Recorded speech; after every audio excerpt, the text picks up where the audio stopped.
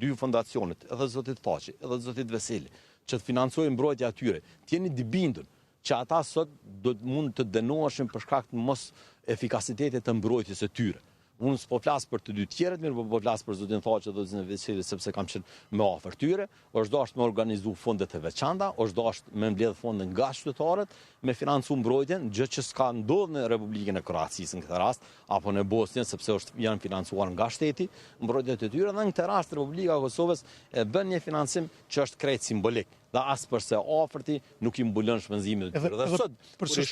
Dhe sot kur i shoh për shembull zyrtarët e Republikës së Kosovës ose ish ministrin e drejtësisë që mbështet një marrë të tillë, për besë është për turp. Desha t'ju pyes, sot ka pasur jo vetëm që ka qenë protesta më e madhe që është mbledhur ndonjëherë, por ka pasur edhe prezencë më të larmishme, pra për herë të parë pa aty edhe presidenti Vjosa Osmani, pastaj kishte edhe zyrtar që vinë nga lëvizja vetëvendosje, nga partia Guxo. Për 3 vite këtu ka ardhur në Hag dhe do të jetë edhe nesër prezant edhe zoti Glau Konjuca, ish kryetari i kuvendit dhe tash ministri i jashtëm